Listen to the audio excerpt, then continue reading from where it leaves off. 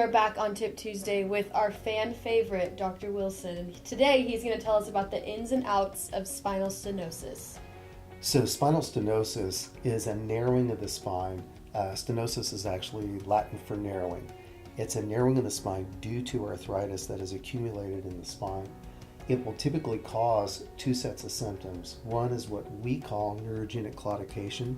That's pain in the back. Yeah, you call it that. What do we call it? It's pain in the back that refers down the legs with prolonged standing and walking, and it's typically relieved by bending forward, leaning on like a shopping cart or sitting.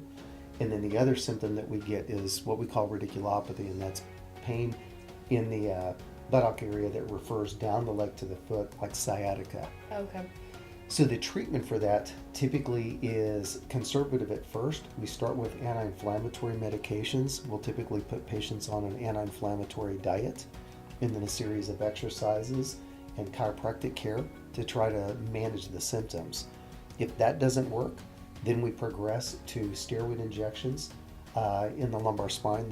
Those are called epidural steroid injections, and those frequently relieve symptoms. And then ultimately, if that doesn't help and we have to consider surgery, we have a minimally invasive option for that. Okay. So the surgery is an outpatient Band-Aid surgery where we make a little incision like that. We put a tube down to the spine the size of my finger, and through the tube under a microscope, we simply clean out the buildup and make room for your nerves again, and that relieves the symptoms. It takes maybe an hour at the most to do, and the recovery time is very, very short. Because it's minimally invasive. Correct.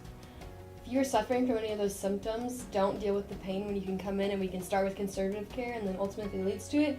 We can get you on a process where you'll get healed back quicker. So give us a call and come see Dr. Wilson or one of our other people at Invictus, but have a great week.